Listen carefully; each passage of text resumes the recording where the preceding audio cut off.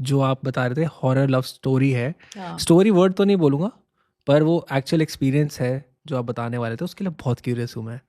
I think उसके through लोगों को बहुत कुछ समझ आएगा जो हमने अभी पीछे बात करी। इसको मैं स्टोरी की तरह ही सुनाती हूँ, हालांकि ये एक रियलिटी है और मेरे दिल के बहुत करीब है। क्योंकि जब मैंने इस पूरी घटना को सुना, समझा और जाना, मेरे पास वो ऑटो राइटिंग कराने आई थी और उसको ये जानना था कि ऐसा क्यों है, क्या है। और बहुत सारे सवाल थे उस बच्ची के जब वो मेरे साथ उसको कनेक्ट करा उसने।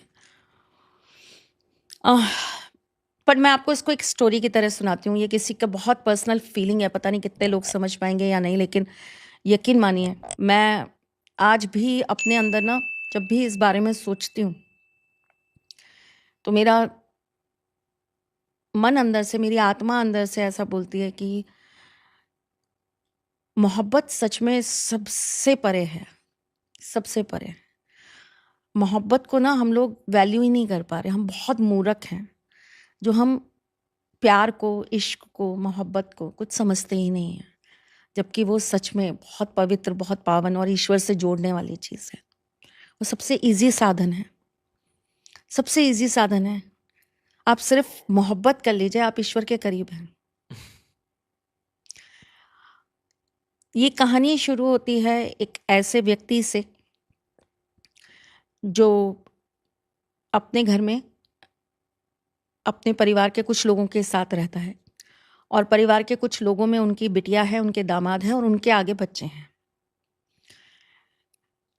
एक संपन्न सा परिवार है, 3-4 लोग वो जो रहते हैं वो, और साथ में एक आधी उनके जो कर्मचारी हैं जो घर के अंदर काम करते हैं वो लोग रहते हैं। वो पिता एक दिन बैठे होते हैं और अपनी पुरानी एल्बम्स देख रहे होते हैं। जिन लोगों की कुंडली में चंद्र केतु का कॉम्बिनेशन होता है ना, ऐसे लोगों को अपनी पुरानी चीज़ें देखने का बहुत शौक होता है। वो पुरानी चीज़ों को बहुत फ्रिक्वेंसी में देखना पसंद करते हैं। पुरानी घड़ियाँ, पुराना घर, पुराना वो मोहल्ला, and they feel very energetic. वहाँ जाके वो उन चीज़ों से गुजर के वो बहुत खुश होते हैं, बहुत एनर्जी आ जाती है उनमें, अलग सी एनर्जी आ जाती है। वो वैसे डल रहेंगे, लेकिन अगर आप उनको ऐसी जगहों पर, ऐसे माहौल में ले जाओगे, पुरानी जगहों पे, तो वो बहुत खुश हो जाएंगे। तो वो अपने पुराना एल्बम देख रहे होते हैं और बड़े खुश हो रहे होते हैं, अंदर ही अंदर मुस्कुरा रहे होते हैं। बीच बीच में बच्चे आते हैं, नाना क्या देख रहे हो, नाना क्या कर रहे हो, तो वो दिखा देते हैं, ये देखो तुम्हारी मम्मा, ये देखो तुम्हारी मम्मा स्कूल जाती थी। एल्बम रखते हैं, अपना चश्मा उतारते हैं, टेबल पे रखते हैं और मुस्कुराते हुए अपनी ही खुशी में पुराने पलों को याद करते हुए धीरे से अपने कमरे में जाते हैं और सो जाते हैं। वो एल्बम वहीं रह गई, वो चश्मा वहीं रह गया। रात को जो उनकी बिटिया है, वो पूरे घर का काम जब ख़त्म हुआ, सर्वेंट्स अपनी अपनी जगह पे चले गए, हस्बैंड बच्चों को लेके रूम में चले गए, वो ऐसे ही आकर उसी जगह पर, उसी कुर्सी पर बैठ जाती है जहाँ पर उनके फादर बैठे होते हैं और अपने फादर का चश्मा रखा होता है तो उसको ठीक करके रख रही होती है। तो ऐसे ही वो भी वो एल्बम उठा लेती है, एक पन्ना पलटती है, 2 पन्ना पलटती है और अपने आप में मुस्कुरा रही है अपने आप को देख के, वाह ये मैं थी, अच्छा मैं ऐसी 2 चोटियाँ करती थी। अपने बचपन को याद करती है, अरे ये तो हमारी बगल में रहती थी, वो आंटी थी, ये तो देखो बुआ आई थी, ये थी। अपने बचपने को याद करती है। वापस से वो एल्बम रखती हैं, उसके ऊपर अपने फादर का चश्मा रखती हैं और उठकर जाने लगती हैं। बट वो जैसे ही उठती हैं, एक कदम आगे बढ़ाती हैं, रुक जाती हैं, पता नहीं क्या सोचती है और वापस आकर उसी कुर्सी पर बैठ जाती है। घबरा के, परेशान होके पूरा एल्बम वापस से देखती है, बार बार बार बार पन्ने पलटती है, बार बार पन्ने पलटती है, जैसे किसी चीज़ की तलाश हो। नहीं मिलता। उस एल्बम को घबरा के, हड़बड़ा के वहीं पटक देती है।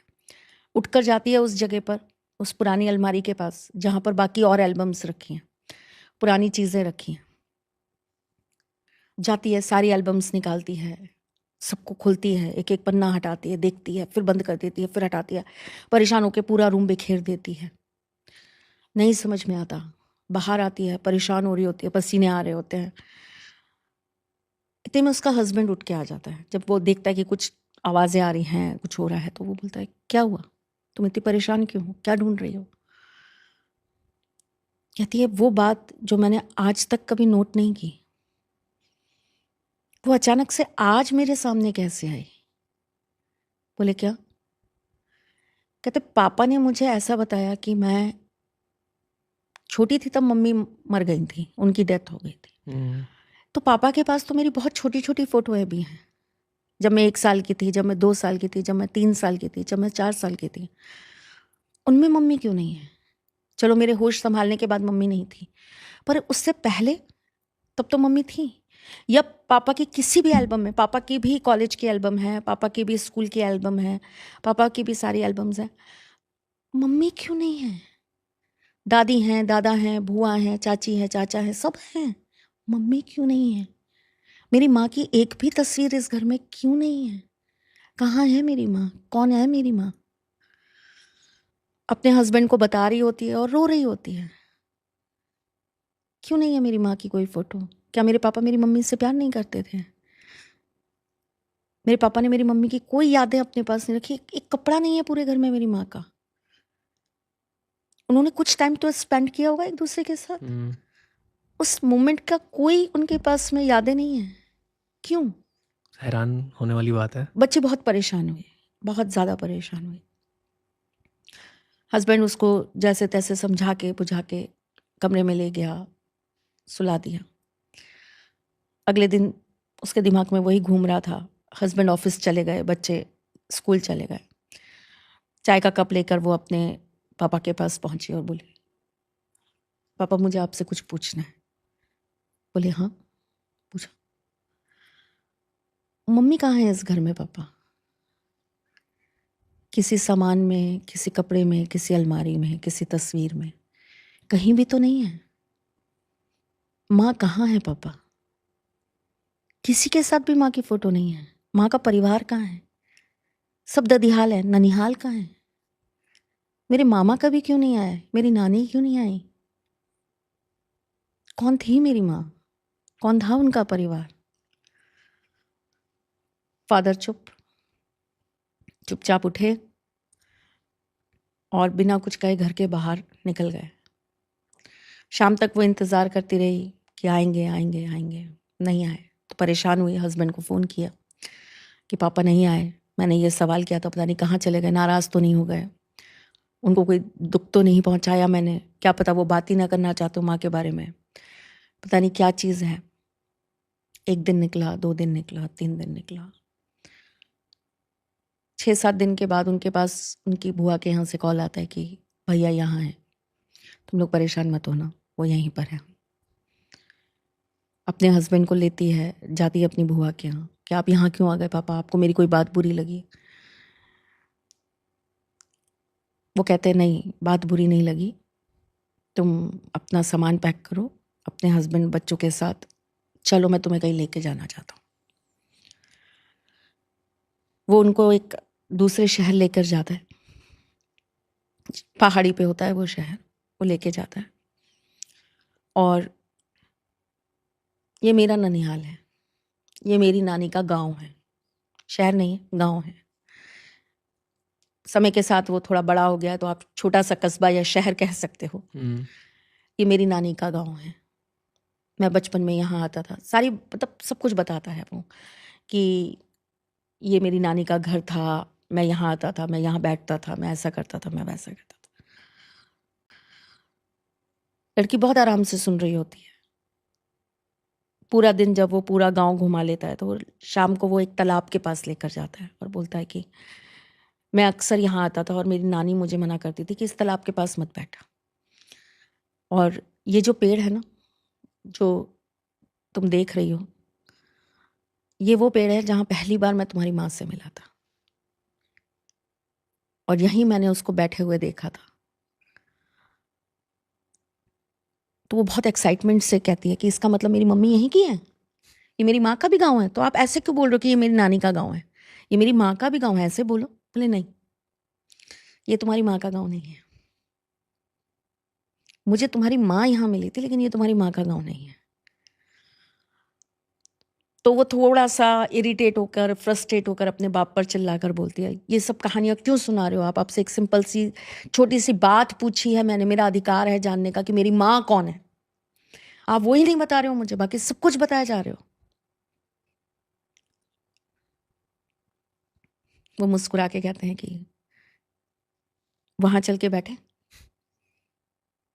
तो उसका हस्बैंड उसको थोड़ा सा शांत करके कहता है कि जाओ बैठो, अपने फादर के साथ थोड़ा सा टाइम स्पेंड करो, सुनो वो क्या कहना चाहते हैं।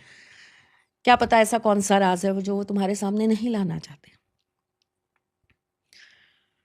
वो वहां बैठते हैं और उसको बताते हैं, बात बहुत पुरानी है, मैं रहा हूँगा ये कोई 22-23 साल का, नानी के यहाँ आया, शहर में पढ़ता था, किसी बात को मानता नहीं था, कोई चीज़ मेरे लिए मायने नहीं रखती थी, और मैं अपने आप में बहुत अपने आप को बहुत सुपीरियर मानता था, और ऐसा मानता था कि मुझसे ज़्यादा समझदार कोई नहीं है। और मैंने अभी आपको बोला था ना, ऐसे लोग अपना विनाश करते हैं। वो बैठ गया और अपनी कहानी को बड़े प्यार से अपनी बेटी के सामने सुनाने लगा। मैं जब पहली बार इस गांव में आया ना, तो मेरी नानी ने मुझसे कहा कि तू सब जगह जाना, लेकिन इस तालाब के पास मत जाना, और अगर इस तालाब के पास जाना तो उस पेड़ के पास तो बिल्कुल मत जाना। नानी ने ये नहीं बताया कि क्यों नहीं जाना, क्यों नहीं जाना, और मैं नौजवान खून, मेरे अंदर इतनी क्यूरियोसिटी कि क्यों नहीं जाना, वहाँ ऐसा क्या है जो मुझे पकड़ लेगा, कौन है साला जो मेरे ऊपर कुछ कर लेगा। मैंने ऐसा कुछ किया ही नहीं है, मैं एक नॉर्मल सिंपल लड़का, मेरे ऊपर क्यों आएंगे भूत प्रेत, मुझे क्यों परेशान करेंगे भूत प्रेत। बोला मैं शाम के टाइम टहलता टहलता तालाब के पास चला गया, जहाँ हम बैठे हैं मैं यहीं बैठा था, और यहाँ से वो पेड़ देख रही हो, मतलब थोड़ा डिस्टेंस पे था, यहाँ से वो पेड़ देख रही हो, उस पेड़ के नीचे मुझे एक लड़की दिखी, एक लड़की जो बेहद खूबसूरत थी, घने लंबे बाल, वो आंखें जो मैं आज भी नहीं भूल सकता, वो चेहरा जिसे देखकर मैं बस देखता रह गया। मैं उठकर उससे बात करने जाना चाहता था और मैंने देखा कि वो चली गई। मैं वापस घर आ गया। अगले दिन सुबह फिर गया, पूरे दिन वहाँ बैठा रहा, कोई नहीं आया। फिर शाम को गया तो देखा वो फिर वहीं है। मैं उसके पास गया, उससे बात की, उससे उसका नाम पूछा तो उसने अपना नाम बताया, मैंने उसको अपना नाम बताया। उसने मुझसे बहुत सारी बातें की और उसने मुझसे ये कहा कि मैं पास वाले गांव में रहती हूँ और मैं शाम को यहाँ आकर थोड़ी देर बैठती हूँ क्योंकि मुझे बहुत सुकून मिलता है। आज तुमसे बात करके अच्छा लगा, मैं रोज़ शाम को आती हूँ, तो तुम्हें जब भी मुझसे बात करनी हो तुम आ जाना। उससे उस थोड़ी सी देर की मुलाकात में मुझे उससे इतनी इतनी इतनी अटैचमेंट हो गई कि मुझे लगा कि अब कल शाम कब आएगी। दिन गुजरने लगे, 2 दिन, 4 दिन, 6 दिन, 8 दिन, कोई और दोस्त था नहीं उस गांव में, नानी के घर में कोई और था नहीं। नानी को ये कहकर कि गांव घूमने जा रहा हूँ निकल जाता था। उसके साथ जैसे जैसे जैसे जैसे समय निकालता गया, उससे और प्यार और प्यार और प्यार होता गया, और वो प्यार इतना जुनूनियत में बदल गया कि एक दिन मैंने उसको जाके सीधा प्रपोज कर दिया और उससे कहा कि मैं तुमसे शादी करना चाहता हूँ। तो उसने पलट के कहा कि मैं तुमसे शादी नहीं कर सकती। मैंने कहा क्यों नहीं कर सकती? बोली तुम नहीं जानते, हमारी शादी नहीं हो सकती। उसने कहा क्यों नहीं हो सकती, रीज़न तो बताओ। बोली नहीं हो सकती। ये कहकर वो चली गई। अगले दिन गया तो वो वहाँ नहीं थी। मुझे लगा शायद उसको मेरी बात बुरी लग गई। 2 दिन, 4 दिन, 6 दिन, 10 दिन, 15 दिन मैं गाँव छोड़कर चला गया। जब वो आई ही नहीं तो मेरे पास रुकने की वजह नहीं थी, मैं गाँव छोड़कर चला गया। 6 महीने बाद उसे भूल नहीं पाया। दिल, दिमाग, ज़हन वही उसी में घूमता रहा। खुद को ही कोसता रहा, खुद को ही डांटता रहा कि गलती मेरी थी, मुझे बात ही नहीं करनी चाहिए थी, मुझे कहना ही नहीं चाहिए था शादी के लिए। उसे और थोड़ा वक्त देना चाहिए था, उसे और थोड़ा समझना चाहिए था, समझने देना चाहिए था। 6 महीने बाद मैं वापस, मुझसे रहा नहीं गया, मैं उसी गांव में गया। जब उस गांव में गया 6 महीने बाद, तो फिर उस पेड़ के नीचे जाकर बैठा, शाम को उसी तालाब के पास जाकर बैठा। वो नहीं आई। 1 दिन, 2 दिन, 3 दिन। लास्ट दिन मैंने सोचा कि अब मैं कल यहाँ से चला जाऊँगा। पता नहीं क्यों अंदर से ऐसा लगा कि 1 दिन और रुकता हूँ, शायद वो मिल जाए, शायद कोई बात हो जाए। मैं गया और वो वहाँ थी। उसने मुझे एक पता दिया और उसने मुझसे कहा कि इस पते पर चले जाना और यहाँ पर तुम्हारे लिए एक अमानत है, और अगर तुम मुझसे सच्चा प्यार करते हो, तुमने सच में मुझसे मोहब्बत की है, तो तुम मेरी इस अमानत को जिंदगी भर अपने कलेजे से लगा कर रखोगे। ये बोलकर वो चली गई। मैं उस जगह गया तो मुझे पता चला कि जिस लड़की से मैं मोहब्बत कर रहा था वो लड़की नहीं, एक भूत थी। वो 6 महीने पहले मर चुकी थी। And वो अमानत क्या थी? उसकी बेटी जिससे वो बात कर रहा था, और उस बच्ची को जन्म देते वक्त ही उस औरत की मृत्यु हो गई थी। और जब उस लेडी की डेथ हुई, कुछ दिनों बाद उसका जो हस्बैंड था, यानी कि उस बच्ची का जो बाप था, उसने शादी कर ली और वो गांव छोड़ के चला गया। तो वो जो बच्ची थी वो उसकी दादी के पास थी, वो उसको पाल रही थी। वो वहाँ गया, उसको सब कुछ पता लगा। उसकी दादी ने कहा कि मेरे को समझ नहीं आता, मुझे कुछ हो जाएगा, इस बच्ची को कौन देखेगा। तो उसने बोला कि वो मेरी रिलेटिव थी जो आपकी बहू थी, और वो उसने मुझे संदेश पहुंचाया था। मुझे आने में समय लगा, लेकिन उसने मुझसे कहा था कि इसकी परवरिश मैं और मेरा परिवार करें। उस बच्ची को लेकर वो आ गया और उसने अपनी बेटी का हाथ पकड़ के कहा कि मैंने निभाई ना मोहब्बत।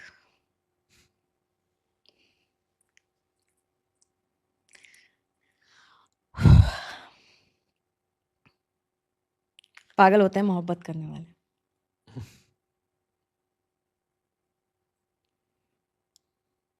ये केस आपने जब फर्स्ट टाइम सुना था तो डील कैसे इससे किया? बुरा हाल था जो अभी है। मुस्कुरा रही थी, रो रही थी, समझ नहीं आ रहा था क्या करूं।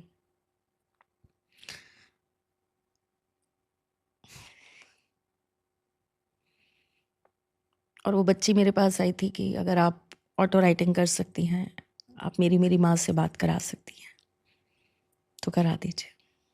कराई?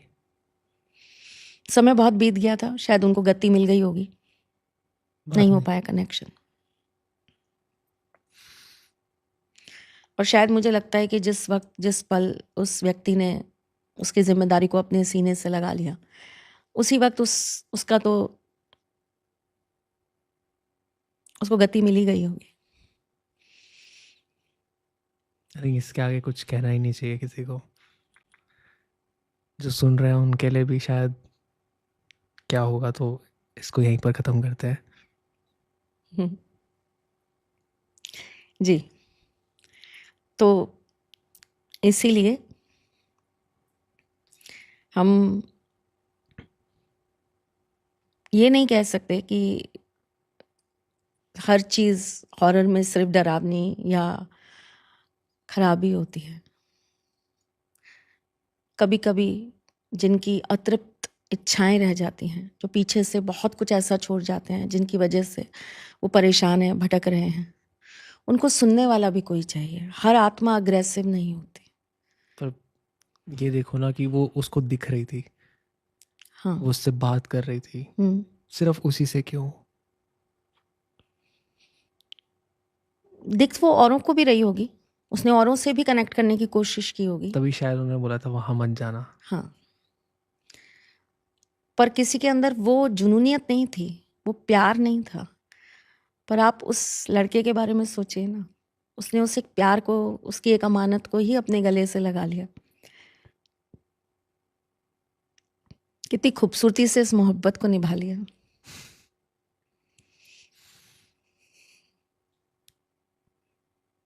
एंड कर